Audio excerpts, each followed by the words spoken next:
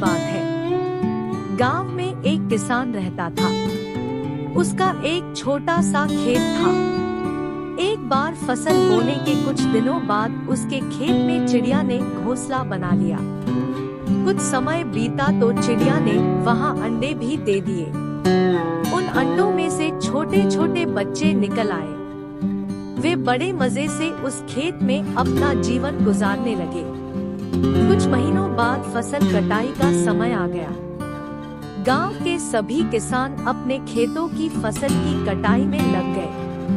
अब चिड़िया और उसके बच्चों का वह खेत छोड़कर नए स्थान पर जाने का समय आ गया था। एक दिन खेत में चिड़िया के बच्चों ने किसान को यह कहते सुना कि कल मैं फसल कटाई के लिए अपने पड़ोसी से पूछूंगा और उसे खेत में भेजूंगा। यह सुनकर चिड़िया के बच्चे परेशान हो गए। उस समय चिड़िया कहीं गई हुई थी। जब वह वापस लौटी तो बच्चों ने उसे किसान की बात बताते हुए कहा, माँ, आज हमारा यहाँ अंतिम दिन है। रात में हमें दूसरे स्थान के लिए यहाँ से जाना होगा। चिड़िया ने उत्तर दिया, इतनी जल्दी नहीं बच्चों, मुझे नहीं लगता कि कल खेत में फसल की कटाई होगी। चिड़िया की कही बात सही साबित हुई। दूसरे दिन किसान का पड़ोसी खेत में नहीं आया और फसल की कटाई न हो सकी। शाम को किसान खेत में आया और खेत को जैसे का तैसा देख बुदबुदाने लगा कि ये पड़ोसी तो नहीं आया। ऐसा करता हूँ, कल अपने किसी रिश्तेदार को भेज देता हूँ। चिड़िया के बच्चों ने फिर से किसान की बात सुन ली और परेशान हो गए। जब चिड़िया को उन्होंने ये बात बताई तो वह बोली, तुम लोग चिंता मत करो, आज रात हमें जाने की जरूरत नहीं है। मुझे नहीं लगता कि किसान का रिश्तेदार आएगा।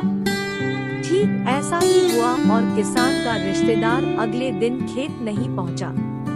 चिड़िया के बच्चे हैरान थे कि उनकी माँ की हर बात सही हो रही है। अगली शाम किसान जब खेत आया तो खेत की वही स्थिति देख बुदबुदाने लगा कि ये लोग तो कहने के बाद भी कटाई के लिए आते नहीं हैं। कल मैं खुद आकर फसल की कटाई शुरू करूंगा। चिड़िया के बच्चों ने किसान की ये बात भी सुन ली। अपनी माँ को जब उन्होंने ये बताया तो वह बोली, बच्चों, अब समय आ गया है ये खेत छोड़ने का।